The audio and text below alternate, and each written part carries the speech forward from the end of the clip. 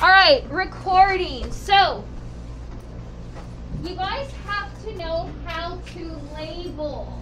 If you guys are in a quiz or a test,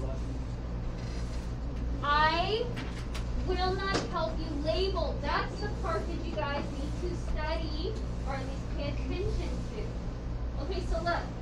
Your legs are 1, 1. Your hypotenuse is red 2. I realized during some of this math you were on the Zoom math.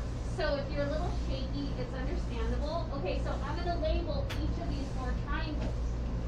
Because look, they're rotated. Because when you look at the worksheet, the triangles are drawn in different positions. So you can't just memorize one's on the right side, red 2 is the bottom. You can't memorize that. You have to actually pay attention to the triangle. Okay, so let me write. Let me label. Okay, so here we go. If this is 90 degrees, where are my markers? Okay, if this is 90 degrees, right, the side opposite 90 is always the hypotenuse. So then this side is red 2, and my legs create the 90 degrees. So 1, 1, red 2. Okay, go to the second one. This is my 90-degree angle.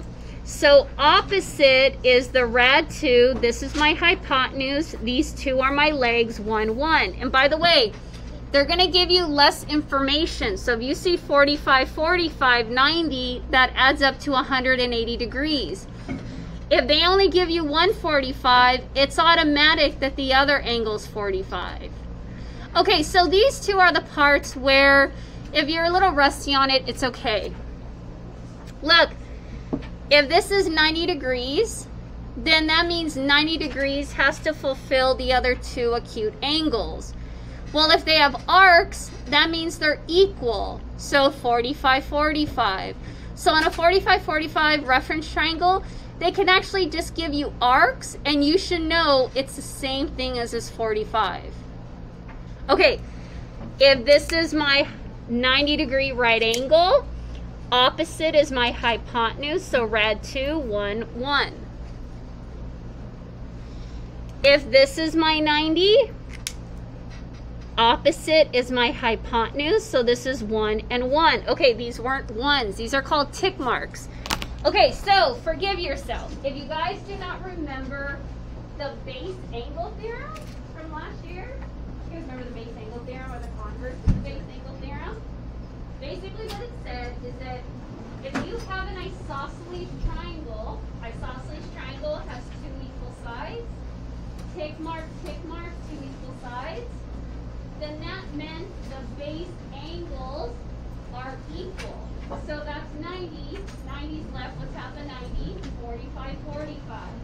The converse to the base angle theorem states, if your base angles are equal, then your legs are congruent. So the base angle theorem kind of supports these 2. So that's why as you go through some of these triangles, if you see tick marks or the arcs, it's using the base angle theorem or the converse. All right, but let's label it. So you got your 1, 1s, red 2s. Fair enough? Okay, we're going to start solving. So I'm going to